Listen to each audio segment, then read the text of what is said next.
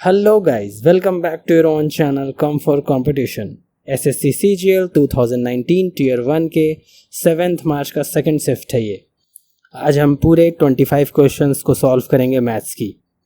इसकी PDF जो कि हिंदी और इंग्लिश में है, डिस्क्रिप्शन में इसका लिंक दिया गया है। So let's start today's session. For all the 18 shift of SSC CGL 2019 Tier 1st exam, link is in the description box.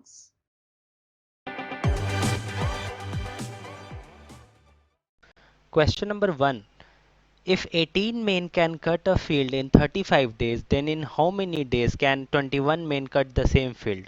इसमें क्या कह रहा है कि 18 आदमी हैं, ठीक है, और वो 35 दिन में किसी खेत को पूरा काट लेते हैं, तो 21 आदमी कितना दिन में करेंगे? तो वही MDH वाला इसमें प्रोसेस लग जाएगा। मतलब इसको यहाँ x मान लेते हैं, x दिन में काट देंगे तो 7 से 3 बार में, 7 से 5 बार में, 3 से 6 बार में, तो 6 × 25, मतलब वो 21 आदमी कितने दिन में काटेंगे? 30 डेज में। सेकंड क्वेश्चन कह रहा है कि what are the average marks obtained by all the 7 students in physics. अब फिजिक्स में ये दिया हुआ है पूरा। अब इसको जब हम सम करेंगे तो ये कितना आएगा? 520 आएगा, और एवरेज मार्क्स पूछ रहा है, और टोटल बच्चे हैं कितने? ये हैं 7, ठीक है। तो 7 से इसको डिवाइड करेंगे, तो 7 से इसको डिवाइड करेंगे तो 7 7 49, 30 7 चौक 28, 74 पॉइंट समथिंग आएगा। लेकिन ऑप्शन में कहीं भी मेंशन नहीं था, और इसका मार्क्स आप सबको मिलेगा क्योंकि एसएससी की गलती है। इसमें 74.3 कुछ करके आपका आंसर आएगा। कोई भी ऑप्शन नहीं था आंसर में। नेक्स्ट क्वेश्चन देखते हैं। क्वेश्चन नंबर 3 है, ट्रायंगल ए बी सी में डी ई ई और एफ भुजाओं ए बी सी सी ए के मध्य बिंदु हैं, ठीक है। मतलब एक ट्रायंगल है और डी ई एफ जो है उन तीनों का मध्य बिंदु है, मतलब मिड पॉइंट्स है, ठीक है। तो ए बी सी एक ट्रायंगल है और डी ई एफ उन तीनों का मिड पॉइंट्स है। अब बोल रहा है कि ए बी का वैल्यू 12 दिया हुआ है, ठीक है, बी सी का वैल्यू 20 दिया हुआ है, और ए सी का वैल्यू 15 दिया हुआ है। बहुत अच्छा। अब बोल रहा है कि तो half D E F D F क्या होगा? तो सबसे पहले हम बता दें कि जब ये दोनों मिड पॉइंट है, डी और एफ मिड पॉइंट है और बी सी है, तो जब भी बेस के सामने या कोई भी साइड के अपोजिट साइड में अगर एक ट्रायंगल में एक लाइन बना हुआ है जो उसके मिड पॉइंट को दोनों को मैच कर रहा है, तो वो क्या हो जाता है? पैरेलल हो जाता है और आधा हो जाता है। मतलब अगर ये 20 दिया हुआ है तो ये क्या हो जाएगा? ये 10 हो जाएगा। उसी तरह से AC 15 दिया हुआ है तो D क्या हो जाएगा? D 7.5 हो जाएगा। और उसी तरह से ये 12 दिया हुआ है AB, तो EF क्या हो जाएगा? 6 हो जाएगा। तो आप देख सकते हैं कि DE plus EF plus DF मतलब क्या क्या हो गया? 7.5। EF कितना हो गया? EF हो गया 6, और DF कितना हो गया? DF हो गया 10, ठीक है। अब इसको जोड़ देंगे तो अब इसको जोड़ देंगे तो 10 6 16, 16 7 23, 23.5, और इसी का 1/2 पूछा है तो आधा कर देते हैं, तो क्या आएगा? 11.75 इसका आंसर आ जाएगा, ठीक है। ऑप्शन 2 आंसर है। नेक्स्ट क्वेश्चन, यदि sine A plus cos A बराबर 17/12, then the value of 1 minus cos A by sine A, ठीक है। तो इसमें सबसे पहले क्या करते हैं कि साइन ए और कॉस ए दिया हुआ है तो इसको कॉस ए से डिवाइड कर लेते हैं, तो sine A by cos A क्या हो जाएगा? tan ए हो जाएगा, plus cos A by cos A क्या हो जाएगा? 1 हो जाएगा, और cos A by cos A ये भी 1 हो जाएगा, और इसका वैल्यू कितना दिया हुआ है? 17/12 दिया हुआ है। अब ये हम साफ देख सकते हैं कि tan ए का वैल्यू क्या आ जाएगा? 17/12 माइनस 1, जो कि क्या आ जाएगा? 5/12 आ जाएगा। अब हम मेरा tan ए का वैल्यू आ गया। अब ट्रायंगल अगर हम बना ले क्या आ जाएगा? 5 12, और ये तो 13 हो जाएगा ट्रिपलेट से। अब 1 माइनस कॉस ए, ये जो वैल्यू निकालना है इस पे रख देते हैं। अब तो 1 माइनस कॉस ए क्या होगा? 12/13, और बाई साइन ए, तो साइन ए क्या हो जाएगा? 5/13 हो जाएगा। अब इसको सॉल्व कर लेते हैं। 1/13 और 5/13 कट के क्या आ जाएगा? 13 13 कैंसिल हो जाएगा, बच के आ गया 1/5। तो मेरा आंसर क्या है? ऑप्शन 1। नेक्स्ट क्वेश्चन देखते हैं। 2 trains leave Varanasi for Lucknow at 11 AM and 11:30 AM, ठीक है। एक ट्रेन निकला, फिर दूसरा ट्रेन थोड़ी देर बाद निकला। ये कितने बजे निकला? 11 बजे, और ये कितना बजे निकला? 11:30 में निकला। And travel at A speed of 110 और 140। ये गया 110 के स्पीड से और ये गया 140 के स्पीड पे। How many kilometres from Varanasi will both trains meet. तो वाराणसी से कितने दूरी पे वो मिलेंगे यही पूछ रहा है। तो सबसे पहले इसको क्या करते हैं, हम आधा घंटा चलवा देते हैं इस ट्रेन को, क्योंकि दोनों का टाइमिंग मैच कराना होता है। तो 110 का स्पीड है तो आधा घंटा में 55 किलोमीटर चल जाएगा। अब यही 55 किलोमीटर क्या है, उसको रिलेटिव स्पीड से कवर करना है जो तेज चल रहा है। इन दोनों का रिलेटिव स्पीड क्या आएगा, तो 140 माइनस 110 ये 30 आ जाएगा। रिलेटिव स्पीड जब सेम डायरेक्शन में चल रहा हो तो डिफरेंस लेते हैं। तो 30 से अब कवर करना है उसको 55 किलोमीटर। तो टाइम बराबर तो हम जानते ही हैं कि डिस्टेंस बाय स्पीड होता है, मतलब 55/30 आ जाएगा। अब इतना समय आ गया और पूछ रहा था कि वाराणसी से कितनी दूरी पे मिलेगा। तो वाराणसी से उसने चलना स्टार्ट किया था 11:30 बजे। उसी के बाद का ये समय देख रहे हैं तो देख लेते हैं 140 की स्पीड से इतने समय में कितना चल पाएगा वो। जितना चल पाएगा वही तो मेरा आंसर होगा। तो ये क्या हो जाएगा, 770/3 कीजिएगा तो क्या आ जाएगा, 256.2 एक ही ऑप्शन है, आंसर हो गया मेरा ये। क्वेश्चन नंबर 7 जो है वो हमारा अलजेब्रा का फेवरेट फार्मूला। इस फार्मूला को एकदम याद रखना है और इससे आपके क्वेश्चंस बहुत ही आसानी से बनते रहेंगे। तो x plus Y plus Z का वैल्यू 10 है और क्या है भाई, तो x plus Y plus Z का स्क्वायर ये आ जाएगा 100 आ जाएगा। अब -3 और X Y Y Z Z X का वैल्यू क्या है, 15 है। ठीक है, तो अब इसको जब हम घटाएंगे तो 100 में से 45 चला जाएगा तो क्या बचेगा 55। तो 55 और इंटू 10 करेंगे तो क्या आ जाएगा 550 आ जाएगा। आंसर मेरा हो गया ऑप्शन 2। क्वेश्चन नंबर 8 क्या कह रहा है, अगर एक रेक्टेंगल का पेरीमीटर जो है वो 50 दिया हुआ है और उसका एरिया 150 दिया हुआ है, मतलब पेरीमीटर क्या होता है, तो 2 इंटू एल प्लस बी का वैल्यू दिया हुआ है 50 दिया हुआ है। अब 2 से जब हम कैंसिल करेंगे तो ये 25 हो जाएगा। तो एल प्लस बी का वैल्यू क्या आ गया, 25 आ गया। और साथ ही एरिया जो एल इंटू बी होता है उसका वैल्यू 150 दिया हुआ है क्वेश्चन में। अब कोई ऐसा नंबर लीजिए जिसका सम आ जाए 25 और मल्टीप्लाई आ जाए 50। तो क्या ले लें, तो 15 और 10 अगर हम करेंगे तो आ जाएगा। अब पूछ रहा है कि छोटी भुजा की लंबाई, तो छोटी भुजा तो यही होगा ना। आंसर क्या हो गया, 10 हो गया। नेक्स्ट क्वेश्चन देखते हैं। A contract is to be completed in 75 days and 187 men are to work 15 hours per day. अब कह रहा है कि एक कॉन्ट्रैक्ट लिया गया 75 दिन का जिसमें 187 मेन काम कर रहे थे 15 घंटे पर डे। लेकिन अब काम कितने दिन हुआ, तो 65 दिन काम हुआ और उसमें कितने काम हो पाए, उसमें काम हो पाए 3/5।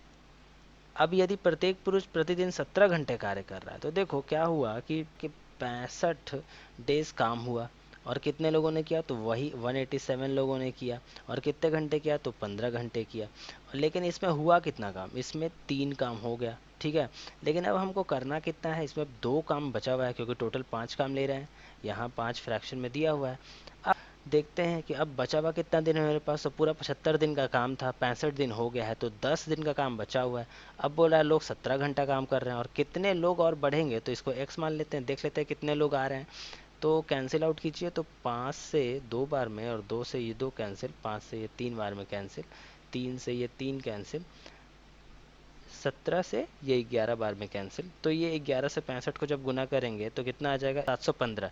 तो 715 लोग लगेंगे बाद में। लेकिन ये पूछ रहा है कितने ज़्यादा लोग चाहिए, तो पहले कितने लोग थे, 187 लोग थे और अब 715 चाहिए। तो बढ़ कितना गया, घटा देते हैं, 15 में 7 गया 8, 10 में 8 गया 2 और 6 में गया 528। मतलब 528 लोग बढ़ाने पड़ेंगे। आंसर हो गया ऑप्शन 3। नेक्स्ट क्वेश्चन देखते हैं। बोल रहा है if radius of a circle is decreased bye 11%। ठीक है, मतलब अगर किसी सर्कल का रेडियस 100 था तो अब कितना हो गया, अब हो गया 89। Then the total area decreases in the area of the circle is given as. तो डिक्रीज उसके एरिया में कितना होगा, तो हम जानते हैं जो एरिया का फार्मूला होता है पाई आर स्क्वायर होता है। तो आर कितने बार आया भाई, आर आया 2 बार, तो इसको हम 2 बार करेंगे। बताएं आपको ये इस तरह का चीज़ कैसे निकालना है। जब 2 बार आर आ रहा है तो आर को हम 2 बार लेंगे, 100 से फिर 89 हो गया। अब देख लेते हैं इसका क्या आ जाएगा, इसका आ जाएगा 10,000। ठीक है, और ये कितना आ जाएगा, इसका स्क्वायर करने का एक तरीका है। ये क्या है, 100 में कितना कम है, 11 कम है, तो 11 का स्क्वायर कितना होता है, 121 होता है। तो हम सिर्फ 21 लेके एक हाथ में रहेगा। और 89, 11 कम है 100 से, तो 11 और घटा दो तो कितना हो जाएगा, 78 हो जाएगा। और एक हाथ में था तो 79 हो जाएगा। ये 7,921 इसका स्क्वायर आ गया। अब हम देख रहे हैं 10,000 से इतना बन गया, मतलब कितना कम गया मेरे पास, कम गया 2079, इतना कम गया 10,000 में। ठीक है, तो हम परसेंटेज हमेशा 100 में निकालते हैं, तो बटा 100 करेंगे तो पॉइंट यहाँ पे आ जाएगा, मतलब 20.79% का डिक्रीज देखेंगे हम उसके एरिया में। ऑप्शन 1 आंसर है। नेक्स्ट क्वेश्चन देखते हैं। If in 13 years a fix sum doubles at simple interest. अच्छा, 13 साल में एक सम है जो डबल हो जा रहा है। ठीक है, मतलब एक सम था पी, उस पर कुछ रेट लगा आर, और उस पर कुछ टाइम कितना लगा 13 लग गया। अब उससे हुआ क्या, जो आर बटा 100 होता है, ठीक है, इसमें हुआ क्या कि एस आई जो डबल हो गया, मतलब पी, एक और पी मिल गया होगा उसको, इंटरेस्ट भी पी मिल गया होगा, तो यहाँ से पी क्या होगा, कट जाएगा, तो आर बराबर क्या हो जाएगा 100/13 हो जाएगा। अब 13×7=91, ठीक है, फिर 7.7 के आसपास आएगा, मतलब 7.69 इसका आंसर हो जाएगा। अब नेक्स्ट क्वेश्चन 12 जो है, कह रहा है कि एक आदमी है जो ए और बी दो घड़ियां खरीदा 800 रुपये में, ठीक है, और उसने दोनों घड़ियों को एक सेम प्राइस पे सेल कर दिया, बेच दिया। अब बोल रहा है एक पे जो है उसको 18% का प्रॉफिट हुआ, मतलब एक का 118%, और बी पे जो है उसको 22% का लॉस हुआ। अब लॉस हुआ है तो 100 में से घटा देंगे, मतलब 78%। अब इन दोनों का रेशियो हम निकाल लेते हैं। ठीक है, यहाँ से 2 बार में कट करेंगे तो 59 और यहाँ से 39। ए बाई बी क्या आ जाएगा, ए बाई बी आ जाएगा 39/59। अब ये दोनों को जोड़ दिया जाए तो क्या आ जाएगा 98, और 98 का ही वैल्यू क्या दिया हुआ है, 800 दिया हुआ है। देख रहे हैं ना, इन दोनों घड़ियों को 800 रुपये में खरीदा है। अब 898 का वैल्यू दिया हुआ है, पूछ रहा है कि दोनों घड़ियों का अलग अलग क्रय मूल्य ज्ञात कीजिए। तो एक का वैल्यू क्या हो जाएगा 800/98, और दोनों का अलग अलग निकालना है, मतलब हमको 39 से गुना करना पड़ेगा और 59 से गुना करना पड़ेगा।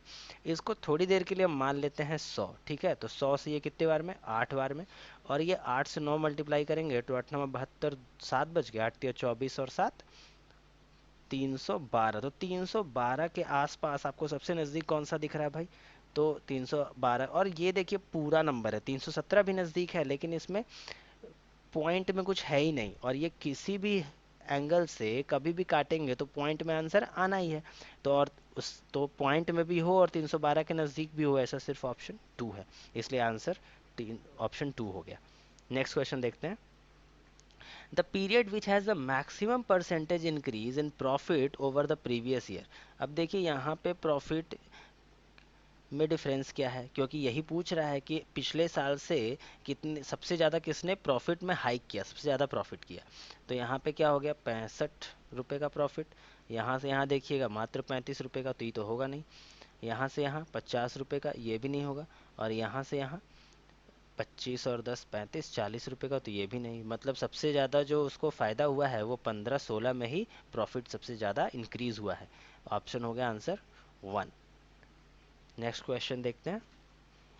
अब बोल रहा है यदि ए square B square C square 300 और ए बी बी सी सी ए 50, तो A plus B plus C का मान क्या है। ठीक है, तो A plus B plus C का होल स्क्वायर होता क्या है, सबको याद होगा आप लोगों को, A square plus B square plus C square plus 2ab plus B C plus C A, यही फार्मूला होता है, यहाँ पे ब्रैकेट होता है। अब इक्वल टू में रख देते हैं, तो A plus square B square C square क्या दिया हुआ है 300 दिया हुआ है, और plus A B B C C दिया हुआ है 50, और 50 से 2 को मल्टीप्लाई करेंगे तो 100, तो ये कितना आ गया, ये आ गया 400। और ये किसी का स्क्वायर है, मतलब A plus B plus C का वैल्यू क्या आ जाएगा √400, मतलब 20, तो A plus B plus C का वैल्यू 20 आ गया। नेक्स्ट क्वेश्चन देखते हैं। In which year were the maximum number of employees working in the organisation. तो किस ऑर्गेनाइजेशन में सबसे ज़्यादा कर्मचारी हैं, तो इसमें कुछ करना ही नहीं है, इसमें तो सिर्फ जोड़ना है सारे नंबरों को। तो सबसे ज़्यादा मुझे यहीं पे दिख रहा है कि इन दोनों में तो कम दिख रहा है मुझे, ये या ये, तो इसमें जोड़ के देखेंगे 1376 और 2019 का जोड़ेंगे तो इसका आ जाएगा 1385, मतलब 2019 में सबसे ज़्यादा थे। काफ़ी आसान क्वेश्चन था ये। नेक्स्ट क्वेश्चन देखते हैं, क्वेश्चन नंबर 16। अब क्या कह रहा है, A B is the diameter of a circle with centre O. ठीक है, ओ पे एक ए बी डायमीटर है, ठीक है, और जिसका ओ जो है वो सेंटर है। अब कह रहा था tangent at point C on the circle meets A B produce to Q. अब ए बी को प्रोड्यूस कीजिए क्यू तक और एक सी पॉइंट से क्यू पे मिलाया है, ठीक है। और ये क्या है, ये टेंजेंट है। सी ए बी 42 डिग्री, तो सी ए बी मतलब ये एंगल क्या दिया हुआ है, 42 डिग्री दिया है। और पूछ क्या रहा है, सी क्यू ए मतलब ये एंगल पूछ रहा है। तो हम जानते हैं अल्टरनेट सेगमेंट थ्योरम से ये जो एंगल होता है इसके बराबर होता है, मतलब ये भी क्या हो जाएगा, ये 42 हो जाएगा। और ये जो एंगल होगा ये 90 होगा। क्यों होगा भाई, क्योंकि डायमीटर से बना हुआ एंगल सर्कल पे हमेशा क्या होता है, 90 होता है। तो ये प्लस ये वाले एंगल आ जाती है, ठीक है। तो 90 प्लस 42 तो ये 132 हो जाएगा। और ये एंगल मुझे बताना था, तो 180 में 132 और 42 घटा दीजिए, मतलब 174। तो ये आ कितना गया, ये 6 डिग्री आ गया। आशा करता हूँ आपको समझ में आ गया होगा ये क्वेश्चन। नेक्स्ट क्वेश्चन देखते हैं।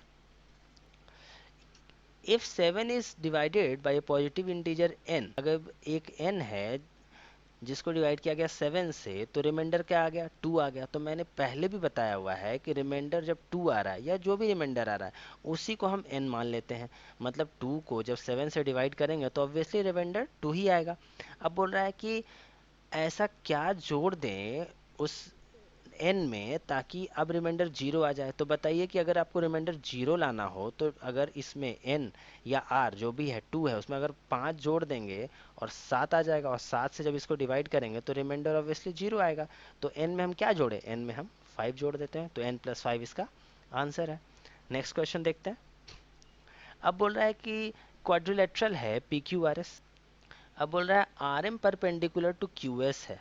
अब क्यू एस है मतलब इसका डायगनल है, और आर एम इसके परपेंडिकुलर एक बना लेते हैं। और क्या कह रहा है, P N perpendicular to Q S है, मतलब एक पी एन भी है जो परपेंडिकुलर है क्यू एस के, ठीक है। अब क्यू एस दिया हुआ है 6, मतलब ये जो क्यू एस ये जो पूरा डायगनल है ये कितना है, ये 6 है। और क्या दिया हुआ है, आर एम 3, मतलब आर एम 3 दिया हुआ है। और पी एन 2 दिया हुआ है, ये 2 है। अब पूछ रहा है पूरा पी क्यू आर एस का एरिया बताइए। तो आप देखेंगे कि ये दो ट्रायंगल भी तो बन रहा है, एक ये ट्रायंगल और एक ये ट्रायंगल। अब ट्रायंगल का एरिया होता क्या है, half into base into height होता है। तो एस क्यू एक तरह का बेस है किस ट्रायंगल के लिए, पी एस क्यू के लिए, ठीक है। तो हाफ इंटू बेस क्या हो जाएगा मेरा 6, और इंटू हाइट, हाइट क्या है 2 है। इसी तरह से नीचे का ट्रायंगल आप देखेंगे तो उसमें भी half into base into height, तो बेस यही है एस क्यू ही है 6 आ गया, और हाइट इसमें एम आर है मतलब 3 ले लेते हैं। अब यहाँ 2 से 3 बार में काट देते हैं, और यहाँ भी 2 से 3 बार में काट देते हैं। तो 3 दूनी 6 और 3 तिया 9, 9 प्लस 6 कितना हो जाएगा, ये आ जाएगा आंसर 15, ठीक है। आंसर हो गया ऑप्शन 4। नेक्स्ट क्वेश्चन देख, क्वेश्चन नंबर 19 सिंप्लीफिकेशन का क्वेश्चन है। इसको सॉल्व करते हैं, सिंप्लीफाई करते हैं। तो सबसे पहले क्या आ जाएगा, 9/8 हो जाएगा। फिर डिवाइड बाई ब्रैकेट ले लेते हैं 17/4, ठीक है। और फिर डिवाइड बाई 3/5 ऑफ 17/2 ख़त्म हो गया, माइनस 2/5 गुणा 4/3 डिवाइड बाई 4/5 ऑफ 5/3, ठीक है। और प्लस भी तो लिखना ही है, प्लस 11/20। अब इसमें देख सकते हैं कि साफ तौर पे ये कट रहा है, क्या क्या कट रहा है भाई, तो 5 से 5 कैंसिल हो जाएगा, 4 से 4 कैंसिल हो जाएगा, 3 से ये 3 कैंसिल हो जाएगा। पे क्या है, यहाँ पे 17 से 17 कैंसिल हो जाएगा, 2 से 2 कैंसिल हो जाएगा। तो काफ़ी सारी चीज़ें कैंसिल हो गई हैं। आगे अगर हम देखें कि 9/8 डिवाइड बाई, अब इधर तो बच क्या गया, सिर्फ मेरा 5/6 बचा, माइनस 2/5 और प्लस 11/20। अब इसको कर लेंगे तो क्या आ जाएगा, इसको 4 से गुना कर देते हैं तो ये भी 4 से गुना हो जाएगा, तो 8 और घट जाएगा तो ये 3/20 आ जाएगा। मतलब 9/8 इंटू 6/5 माइनस 3/20 आ गया, ठीक है। बस इसको सॉल्व किए हैं, ठीक है, जिससे 3/20 ले आए हैं। अब क्या हो गया, इससे कैंसिल कर देते हैं, 2 से 3 बार में और 2 से 4 बार में, तो आ गया 27/20 माइनस 3/20, ये आ जाएगा 24/20। अब इसको सॉल्व करेंगे तो क्या आ जाएगा, 4 से 5 बार में, 4 से 6 बार में, तो 6/5 मेरा आंसर है। इसको मिक्स फ्रैक्शन में लिख देते हैं, तो 3/1/2 हो जाएगा। ऑप्शन नंबर 4 आंसर है। नेक्स्ट क्वेश्चन देखते हैं। अब बोल रहा था cost price of goods for a shopkeeper was x, he marked item 15% above the cost price. मतलब 20 की चीज़ को उसने कितना मार्क कर दिया, 23 मार्क कर दिया, ठीक है। Finally he sold goods at a discount of 25%। मतलब अगर उसका 4 रुपये मार्क प्राइस रहता तो वो बेचता कितने में, 3 रुपये में बेचता। तो इसको क्या करते हैं 23 से मल्टीप्लाई, इसको क्या करते हैं 4 से मल्टीप्लाई, इसको भी 4 से और इसको 23 से। अब पूछ रहा है उसका लॉस या प्रॉफिट परसेंट। तो ये तो सीपी 80 रुपये है, मार्क प्राइस क्या है उसकी ज़रूरत ही नहीं है, क्योंकि मेरा सीपी और एसपी से ही लॉस प्रॉफिट पता चलता है। ये कितना है 69 है। तो यहाँ से मुझे कितना दिख रहा है कि उसे 11 रुपये का लॉस हुआ, कितने पे 80 पे। सीपी पे ही हमेशा लॉस काउंट करते हैं। तो 55/4, ये 13 चौक 52 होता है, 13.75। तो 13.75% लॉस हुआ उसको। नेक्स्ट क्वेश्चन देखते हैं। Question number 21। अब ये है 3 sec square theta plus tan theta equal to 7, ठीक है। तो यहाँ पे हम चूंकि ये पूरी वैल्यू जो है न्यूमेरिकल वैल्यू ही है, तो क्यों ना थीटा को 45 रख के एक बार चेक कर लिया जाए।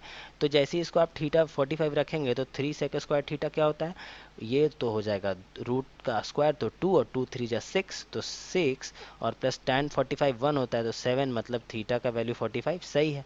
अब यहाँ रख देते हैं कॉसेक 2 थीटा, मतलब cosec 90, cosec 90 plus cos theta, तो कॉस क्या हो जाएगा 45, और बटे साइन 2 थीटा मतलब साइन 90, और प्लस कॉट थीटा मतलब कॉट 45। अब वैल्यू रख दीजिए फट से।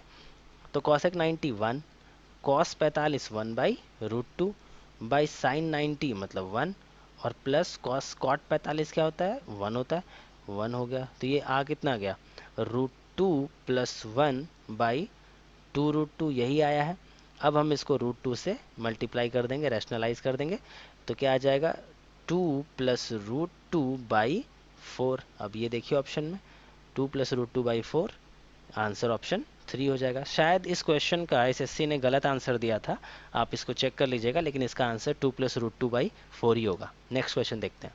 The perimeter of N isosceles triangle is 50 centimetre. अब क्या कह रहा है आइसोसेलेस ट्राइंगल है, मतलब ये साइड और ये साइड बराबर मान लेते हैं, दो साइड बराबर होती हैं और ये साइड अलग होती हैं। इफ़ द बेस इज 18, तो ये अगर 18 है तो ये क्या होगा बराबर साइड है, तो 50 में अगर घटा देंगे 18 तो क्या आ जाता है मेरा 32 आ जाता है, और दो बराबर भागों में बांटिएगा तो ऑब्वियसली 16 और 16 रखना पड़ेगा। तो इक्वल साइड्स का वैल्यू क्या आ गया 16 आ गया, answer option 1। Next question, question number 23। अब क्या कह रहा है Anu spend 68% of her monthly income. अब 100 रुपये अगर वो कमाती है तो 68 रुपये खर्च कर देती है, बचा कितना रही है 32 रुपये वो बचा ले रही है। अब क्या कह रही है for monthly income increase by 20%, तो 100 रुपये से वो कितना कमा रही है 120 रुपये। हर मंथली सेविंग इंक्रीज बाई 9.3/8%। तो इस तरह के जब फ्रैक्शन दिए हो तो उसको पहले आप थोड़ा सा सॉल्व कीजिए। अब 9.3/8% आएगा कितना 8 9 72 3 75/8%, मतलब 75/800। अब इसको थोड़ा सॉल्व करते हैं तो 25 से 3 बार में और 25 से कितना हो जाएगा 32 बार में, मतलब 32 से क्या हो जा रहा है उसका खर्चा 3 बढ़ जा रहा है। तो यहाँ पे खर्चा कितना था 32 था और 3 बढ़ा दीजिए, मतलब अब 35 रुपये खर्च हो रहा है। अब जब 120 रुपये में 35 रुपये खर्च हो रहा है तो ऑब्वियसली उसका जो खर्च होगा वो 85 रुपीज़ खर्च हो रहा होगा। तो पूछ रहा है उसके मासिक व्यय में कितने प्रतिशत की वृद्धि हुई। तो 68 से 85 हो रहा है, तो आप देख सकते हैं 17 रुपये का इंक्रीज हो रहा है, कितने में 68 में। तो 17 चौक 68 होता है, और 1/4 ही किसका फ्रैक्शन है 25% का, मतलब 25% उसका मंथली एक्सपेंडिचर बढ़ गया है। तो आंसर ऑप्शन 3 हो जाएगा। नेक्स्ट क्वेश्चन देखते हैं। बहुत ही आसान क्वेश्चन, x³/27 और y³/125 तो लगभग सब में है, तो बीच वाले टर्म देख लेते हैं क्या होता है 3 × x²/9 × y/5। तो इसका वैल्यू क्या आ जाएगा 3 से 3 कैंसिल हो जाएगा और ये हो जाएगा 3x² y/15। तो एक ये टर्म आना चाहिए और प्लस आना चाहिए 3 × x/3 × y²/25। 3 से 3 कैंसिल हो गया, मतलब XY²/25। अब ये दोनों कंडीशन को फुलफिल सिर्फ ऑप्शन 2 कर रहा है आपका, इसमें पूरा चारों टर्म सही है। नेक्स्ट क्वेश्चन देख लेते हैं। अब बोल रहा है sum lent out at compound interest amounts to 1250 in 1 year. ठीक है, अमाउंट्स कितना हो गया, तो अमाउंट का पहले फॉर्मूला होता है 1+r/100 का पावर t होता है। तो ठीक है, अब इसी पे रख देते हैं कि बता रहा 1250 रुपये हो गया 1 साल में, 1458 रुपये हो गया 3 साल में। तो पूछ रहा है कि 5.2/5 साल में सिंपल इंटरेस्ट क्या होगा। तो उसके लिए पहले हमको रेट चाहिए। तो रेट कैसा निकालेंगे कि 1+r/100, यहाँ पे p होगा, यहाँ पे भी p होगा, और ये t को हम 1 कर देते हैं और ये 3 कर देते हैं। तो क्या क्या दिया हुआ है, 1250 बटे दिया हुआ है 1458। इसको जब हम सॉल्व करेंगे ये कैंसिल हो जाएगा, ठीक है, और ये 2 बार में कट जाएगा, ये 2 आ गया। तो अब क्या आ गया मेरे पास, p से p तो कैंसिल हो ही रहा है। अब इसको भी सॉल्व कर दिया है तो 625 आ गया, और ये कितना आ गया 729। अब ये देख रहे हैं स्क्वायर है, किसका स्क्वायर है, ये 25 का है और ये 27 का है। तो मैंने यहाँ से साफ देख लिया, इसको रिवर्स कर देते हैं कि 1+r/100 का पावर 2, और यहाँ पे तो सिर्फ 1 बचा है, लिखने की ज़रूरत ही नहीं है। क्या हो जाएगा 27/25। देख लीजिए आप, 100+r/100 बराबर क्या है 27/25 है।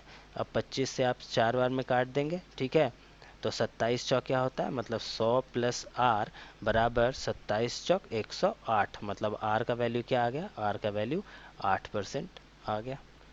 अब ऐसा ही निकालने के लिए क्या करते हैं, p into R into T बटा 100 करते हैं। तो p है कितना, p है 1250/108 और गुना 100। ये कहाँ से कर रहे हैं, क्योंकि 1 साल का इंटरेस्ट तो इतना ही लगा था, और 100 से गुना कर देंगे तो प्री आ जाएगा, प्रिंसिपल आ जाएगा।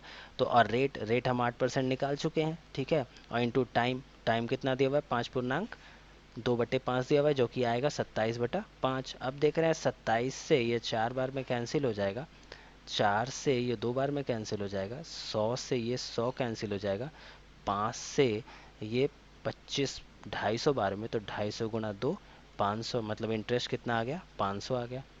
काफ़ी अच्छा क्वेश्चन था ये। आज का सेशन यहीं कंप्लीट होता है। मैंने पूरे 25 क्वेश्चंस कंप्लीट कर दिए हैं। आशा करता हूँ कि वीडियो आपको अच्छा लगा होगा, आपके लिए बेनिफिशियल होगा। अगर अच्छा लगा हो तो वीडियो को लाइक करें और मेरे चैनल को सब्सक्राइब करें। Thank you.